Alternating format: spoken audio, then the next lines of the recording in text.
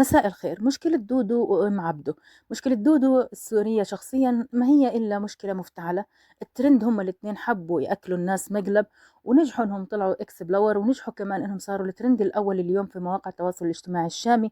ولكن احنا عارفين انه هذا الفيديو لو اللي بتركزوا فيه انه لحظة ما كانت دودي بتضرب كانت بس بتعمل بايديها من بعيد لبعيد. حتى اللي بيحجز ما بين ام عبده وكمان دودي كانت مش بتفك بينهم اصلا، ولا حتى مكلفة حالها انها تبعد واحدة عن واحدة. وكمان كان في مشهد وهي دودي بتروح لبعيد بعد ما ام عبده توكزها وتبعدها لبعيد عنها، كان واضح انها دودي كانت بتضحك ضحك مش عادي، لانها عارفة انها عم تتسلى. وعم يتسلوا على مين وبمين؟ عم يتسلوا بالمشاهدين، عم يتسلوا على الناس اللي بتحبهم.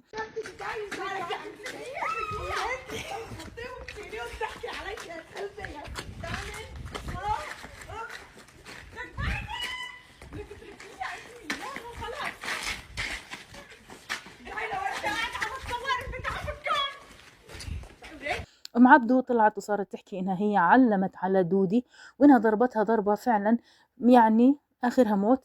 ولكن كمان بتقول انها جابت حقها، لانها دودي في فترة كان في فيديو نازل انها ام عبدو ماكلة ضربة من مين؟ من دودو. ولكن هاي المرة ام عبدو اخذت بثأرها من مين؟ من دودي.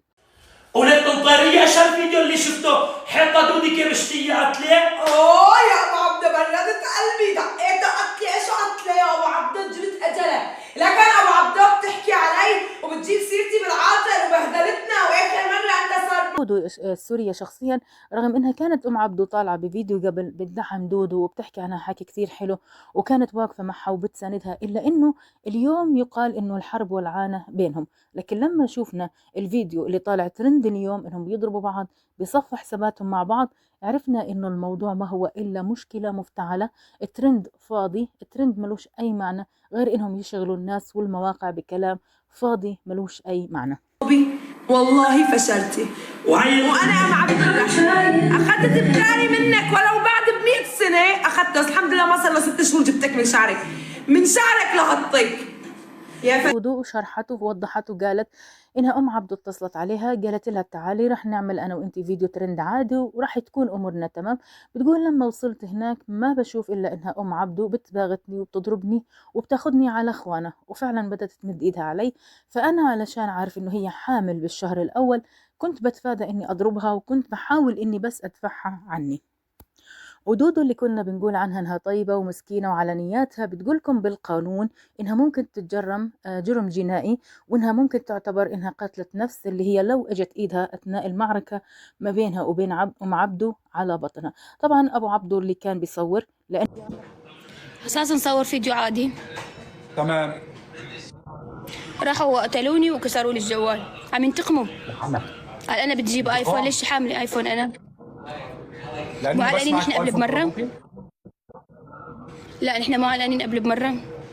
ايه ايش سبب هلا هي الخلاف هذا بيناتكم؟ يعني اثنيناتكم ناس محترمه. انه مين اللي كان بيصور خناقه واحده لسه جايه على بيت واحده، ولسه واحده بتفك يعني ما بينهم، الا اذا كان في حدا متفق على هذا المقلب. واضح جدا انه في اتفاقيه من ضحكات دودو، واضح انه في اتفاقيه من كمان التصوير، اللي واحده عم تعمل مشكله مع واحده فبتروح تصورها.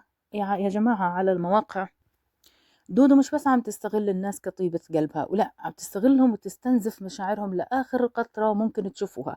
دودي يعني كانت أول إشي بتطلع تتبكبك، وطلعت تقول إنه ما عندها أجار، ساعة تلبس الإشارب أو الحجاب وساعة تشلحه، خلت الناس كل يوم تحكي عنها، خلت كل فعلا صناع المحتوى على مواقع التواصل الاجتماعي كلهم يحكوا عنها.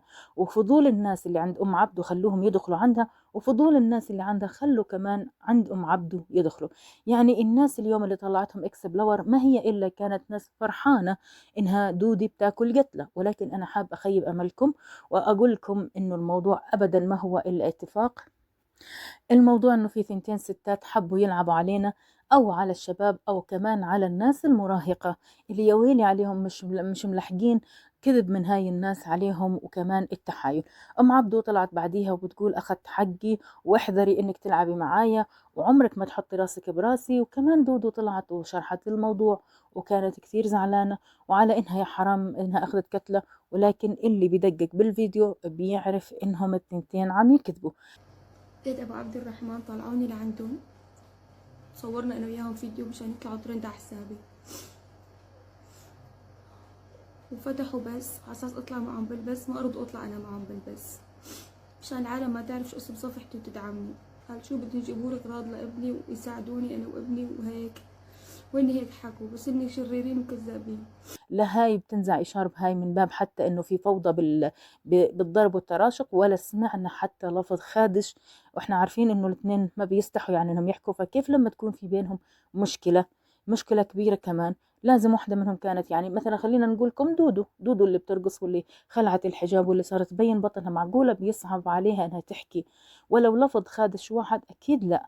ولكن عشان أقول لكم إنه الموضوع ما هو إلا اتفاق، لا في ألفاظ ولا في شد شعر ولا في حتى الضرب عادي ولا في حتى صراخ، بالعكس كانوا هم تقريبا بس كلام اللي عادي عم يطلع. وكانت دودي بتبعد لهناك وخانتها الضحكة وبينت بالفيديو إنها عم تضحك.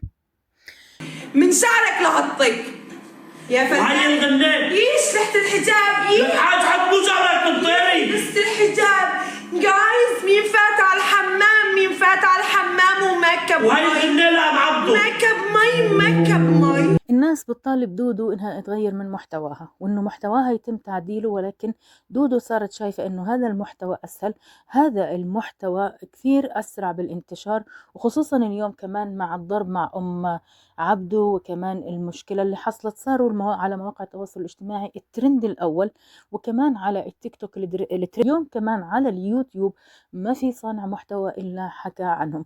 يعني الطريق السهل اللي هم اختاروه فعلا نجحوا بإنهم يستنزفوا مشاعرنا، مشاعر المراهقين اللي بتتابعهم، مشاعر الناس اللي بتشاهدهم، ومشاعر الناس اللي عندها فضول تدخل تشوف شو اللي صار مع دودو شو كمان مع أم عبده. فما بعرف مين اللي نجح بإنه يوصل، هل إحنا اللي نجحناهم بالفضول اللي عنا أو هم فعلا نجحوا إنهم يستنزفوا مشاعرنا؟ والله ما بعرف.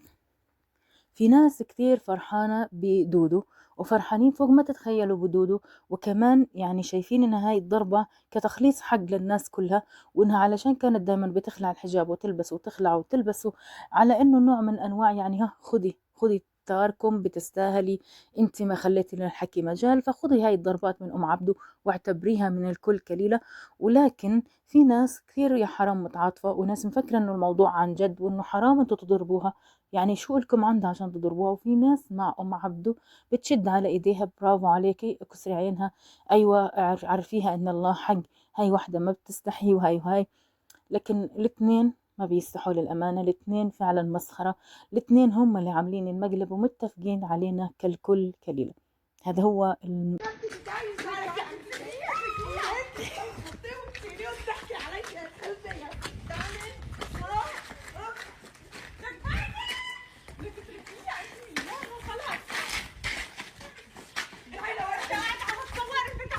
الفيديو اللي عامل اكسبلور، هذا هو الفيديو اللي طالع اليوم الترند، هذا هو الفيديو اللي مكسر مواقع التواصل الاجتماعي، هذا هو الفيديو اللي فعلا اليوم ما في حدا إلا بيحكي عنه. بس يا جماعة بتمنى لكم سهرة سعيدة، بتمنى لكم مشاهدة ممتعة، وبتمنى لكم إنه ما حدا يضحك عليكم، وما حدا تكونوا أنتم عواطفكم صيدة سهلة للناس اللي بس كل هدفها وغايتها من الحياة إنهم يكون معاهم الترند. بس شكركم وشكرا لكم، وبتمنى لو عجبكم الفيديو تعملوا لي لايك وشير، وكمان اشتراك في القناة وتفعيل زر الجرس عشان يوصلكم كل جديد من عنا. تحياتي لكم، السلام عليكم ورحمة الله وبركاته، ألف شكر لكم، مع السلامة.